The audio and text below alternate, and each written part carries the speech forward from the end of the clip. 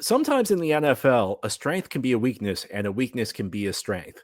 The Jets have made some trade offs as they build their 2025 roster, and these trade offs could end up helping the team in the end. I'll explain what I mean today on Locked On Jets.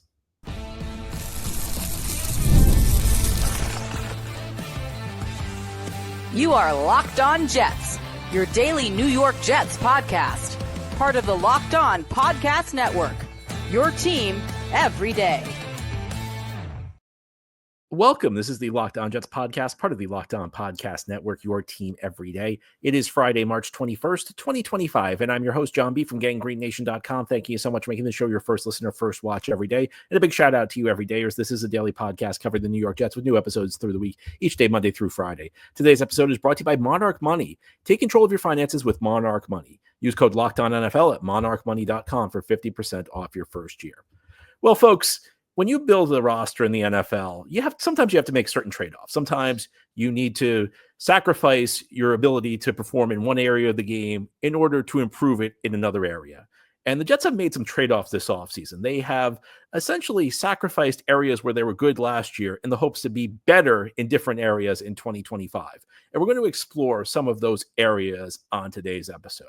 And I'm going to begin by talking about the most important position on the field, and that's the quarterback position. And of course, the Jets are going from Aaron Rodgers to Justin Fields. Aaron Rodgers is a future Hall of Famer, but clearly, I think, at the end of his career. And last year, if we're going to be honest, was not a terribly effective quarterback for the New York Jets. Now, one thing Aaron Rodgers did bring to the table was a quick release. Rodgers got the ball out quickly. Not only that, Rodgers was pretty adept at getting the Jets into the right play. He was adept at setting the protection.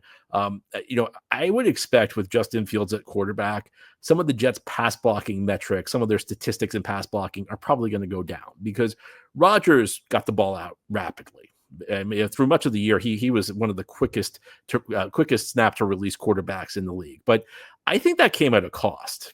I think it robbed the Jets of their ability to make big plays in the passing game. Because if you look at the Jets offense, and this is just Jets offense overall, not just the passing game, but they only produced 30 plays of 25 or more yards through the course of the entire season. And that's bottom 10 in the league.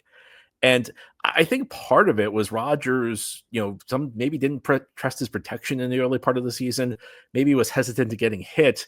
And I actually can understand why, because, you saw him take some big hits. You saw him. I mean, there were many points. He started all 17 games, but when you get into your 40s in the NFL, the quarterback position, you don't recover as quickly from hits as you did in your 30s and 20s. And I mean, there were a number of times where Rodgers had to go into the medical tent, even if he returned to the game. It seemed like he was returning, somewhat banged up. So Rodgers' body really struggled. And in some ways, going back to my theme of the show, sometimes a strength is a weakness.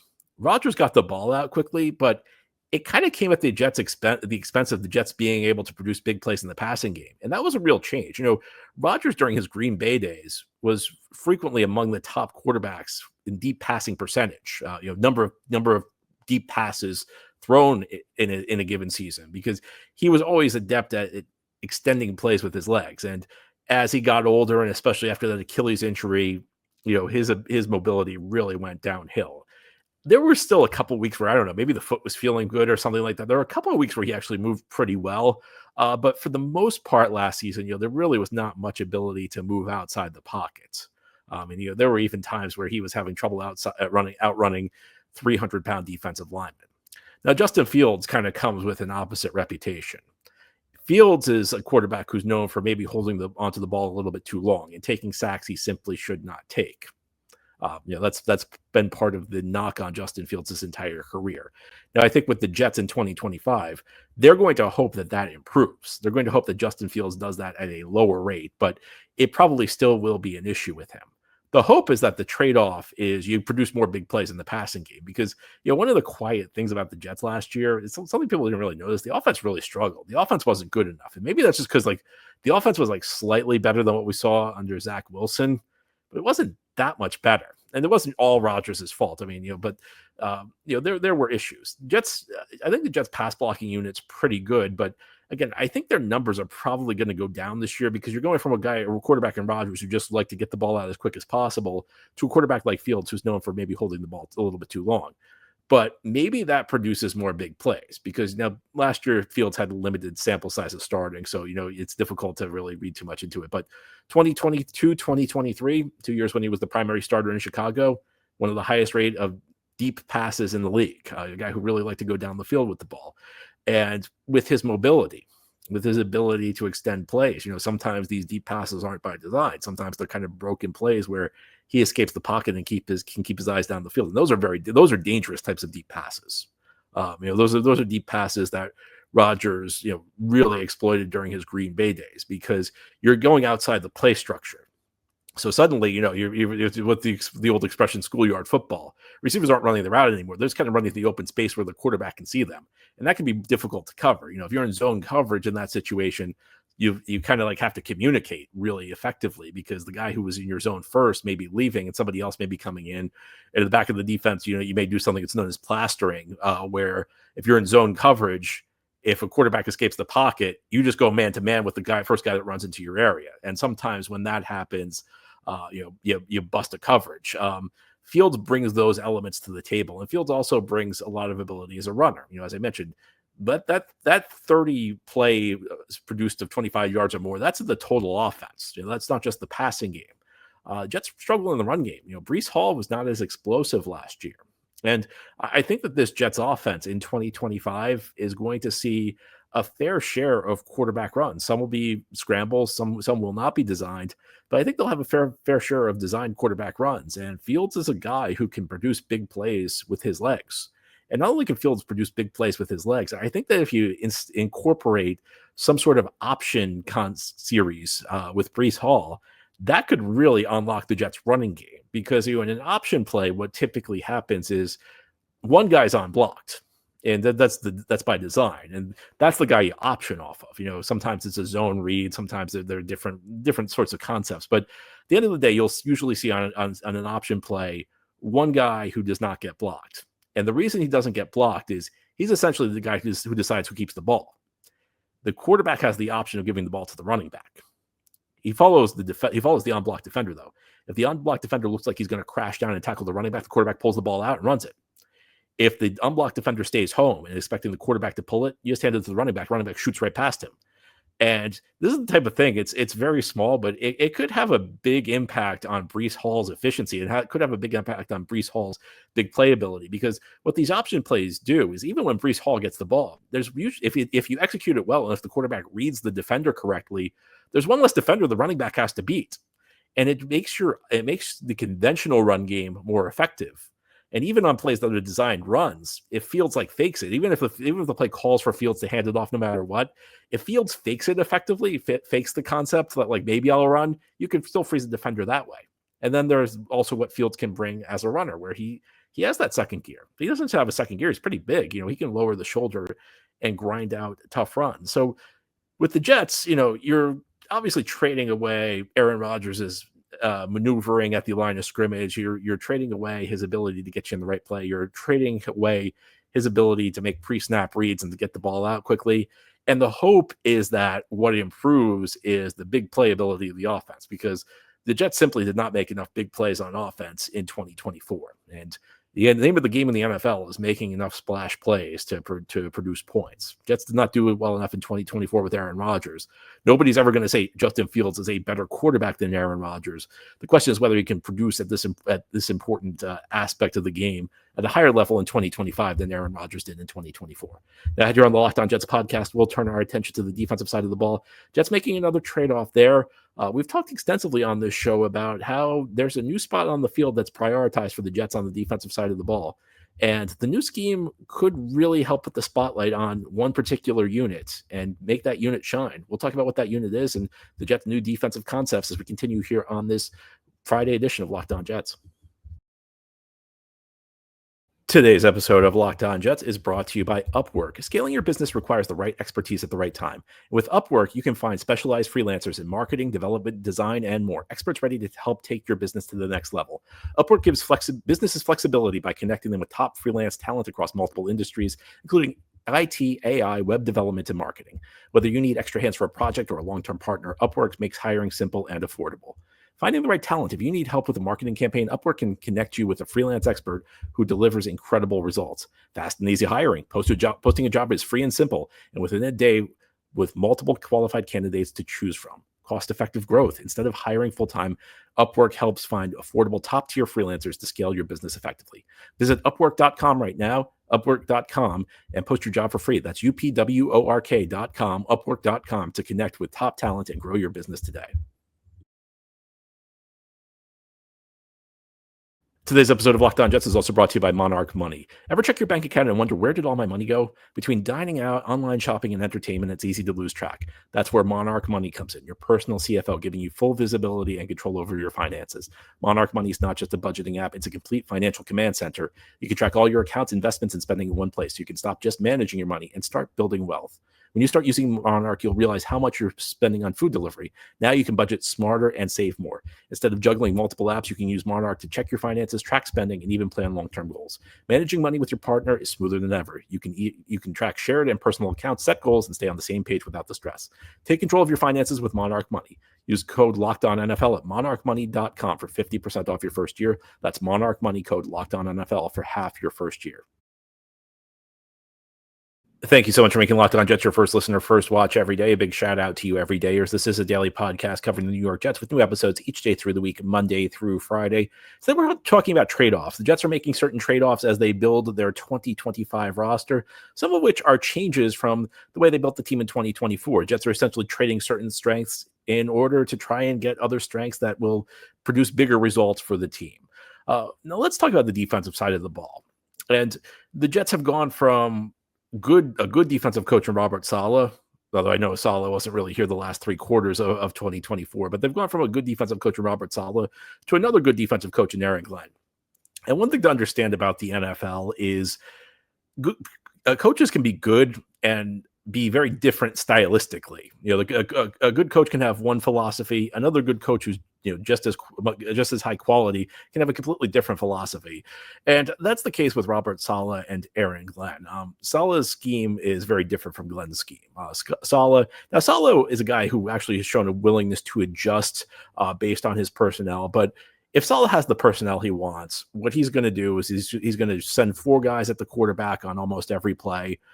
He's going to have those guys go all out. He's going to have a lot of depth on the defensive line so that he can rotate guys in and out and keep everybody fresh and have high caliber snaps across the game. And he's going to play a lot of zone on the back end, a lot of 7-man zones at the back of the defense, which makes it difficult for the offense to produce big plays. There's lots of guys in the back of the defense to clog the passing lanes. That's kind of what Saleh's defense has in mind. The defense of Aaron Glenn, it's a different type of defense. Glenn has the highest blitz rate in the league. And when you blitz, that means you play a lot of man-to-man on the back end, which means you got to have guys who can play one-on-one in the secondary. Now, when you play the type of Saleh sort of defense, the splash plays you make are first of all tend to be interceptions. And they also tend to be fumbles that you're forcing. Every defense is trying to make big plays, but Saleh, the reason that like interceptions become kind of the coin of the realm, so to speak, is when you're playing zone, you're kind of looking at the quarterback. You're playing a specific area, so you're kind of like watching the play develop in front of you. It gives you an opportunity to break on the ball. And the reason you force fumbles is that because there are 7 guys back, people can always rally to the football. You're the first guy tries to make the tackle. The second guy comes in and goes for the strip. Saleh's scheme goes back to like Pete Carroll. If you want to go back even further, Monty Kiffin. It's a defense it's kind of known as a conservative defense, but it's not really. It's a defense that tries to produce big plays. They don't blitz a lot, but they try. The focus is to try and produce big plays. Aaron Glenn's defense tries to produce big plays in a different way. Because they're sending extra rushers at the quarterback, they're trying to get sacks. They don't rely on interceptions quite as much, though, because they're playing man-to-man. And when you're playing zone, again, you can look back at the quarterback. You watch the play develop in front of you because you got to see who's coming into your zone. You got to see where the quarterback's going with the ball. When you're playing man-to-man, you have to watch your guy. So it becomes tougher to have interceptions. So you look at like the big interception artists in the league, they tend to be guys who play zone because they can watch the play develop in front of them and break on the football. Now, the big plays you're looking for on the Aaron Glenn defense come from the pass rush because you're sending extra rushers in. And this has a couple impacts. First of all, you have extra guys who can get to the quarterback. Second of all, because you're sending extra rushers, your ability as an offensive line to double team great players like Quinnen Williams is reduced because you don't have extra blockers now to dedicate to Quinnen Williams. Your extra blocker has to go to that extra pass rusher. There is like one mechanism to generate interceptions, though, and that comes from the safety. Because if you're playing man-to-man, typically you're playing what's known as a cover one defense. And the cover one defense means you essentially do have one player. You have a safety who's playing zone in the middle of the field, where his job is essentially to take away the middle of the field. And a good pass rush can force a bad throw. And bad throws, if you have a good safety in the middle of the field, a bad throw can turn into an interception.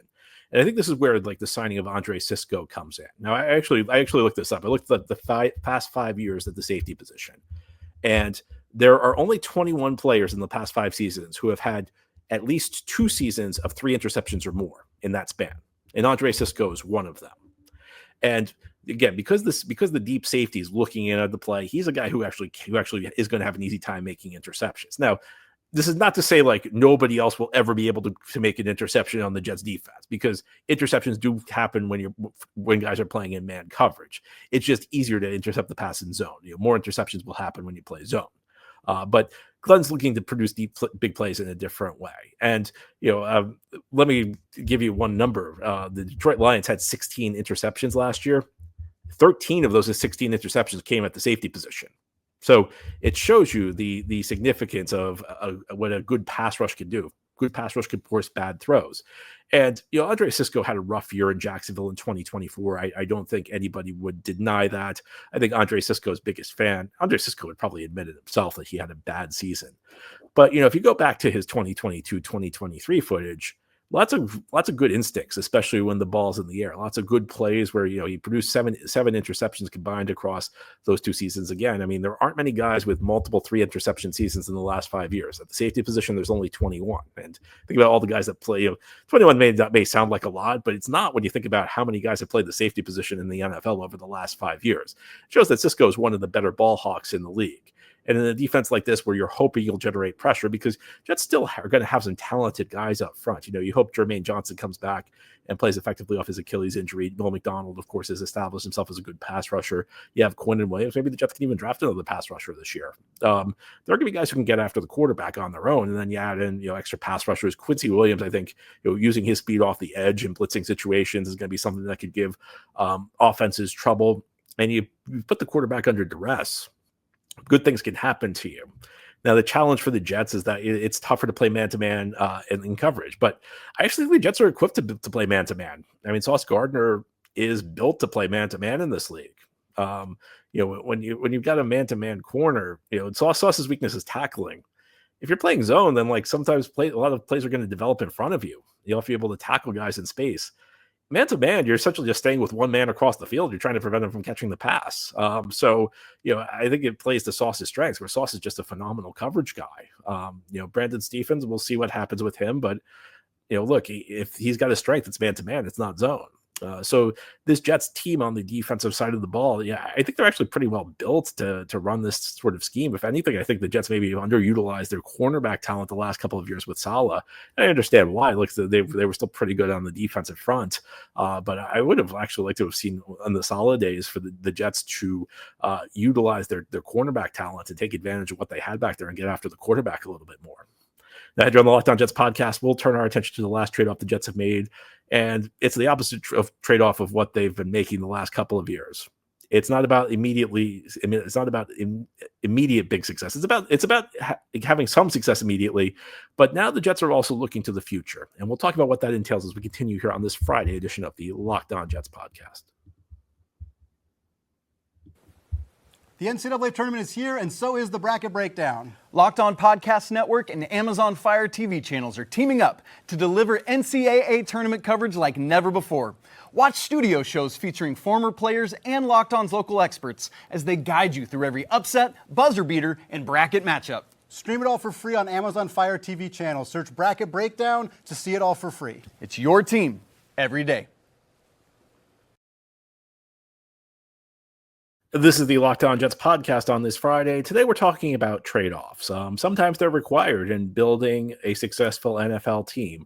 In our first segment, we talked about the quarterback position and how Justin Fields may offer the Jets more and big playability, even if he takes some bad sacks. And Justin Fields also adds the big playability with his legs that Aaron Rodgers lacked. Rodgers may have been better at getting the Jets in the right play pre-snap, but Fields brings other elements that the Jets really lacked and the Jets really need moving forward. In our second segment, we talked about a shift in defensive philosophy, how the Jets are now going to be more focused on man-to-man coverage and more focused on blitzing, and how that entails the types of big plays the Jets seek on their defense and who makes them could be changing. But to end the show, I wanted to talk a bit about the overall strategy this offseason, because I think there are a lot of Jets fans who are uneasy, and we've discussed this frequently in the last couple of weeks on the show. A lot of Jets fans were expecting more activity this offseason, and I think it's difficult to not compare what the Jets have done this offseason with what happened in the preceding two, because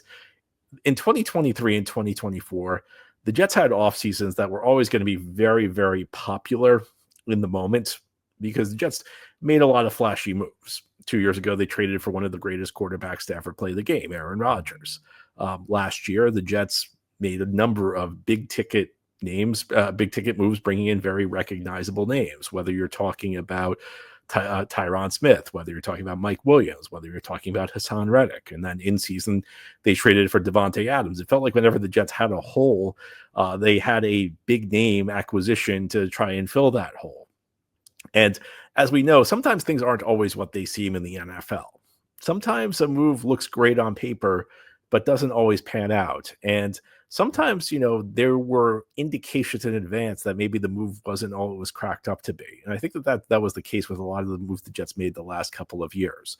The Jets also borrowed a lot of their 2025 resources to try and build the team up the last 2 years. So this year is kind of the reset year. And when I say reset year, that doesn't mean that I think the Jets are going to fall to the bottom of the league.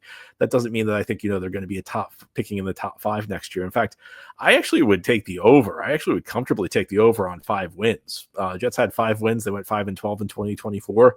I think they're going to win more games this year. And I say that confidently, even after this offseason, even after this free agency period, which has been rather quiet. I say it for a couple of reasons. First of all, I think the underlying talent of the team is better than the 5 wins we saw a year ago. I hope that the coaching has improved. It would be difficult for the coaching to get worse. I know everybody says that after they make a coaching change, but it actually would be difficult for the new Jets coaching staff, no matter how good it is, no matter how good or how bad it is, to be worse than what we saw last year out of Jeff Ulbrich over the last 3 quarters of the season, because Ulbrich was just not a guy who was equipped to be a head coach. Jets put him in a really tough spot, and he did not respond well to it at all. But I don't think the Jets are like turning I don't think they've turned this into a tanking situation.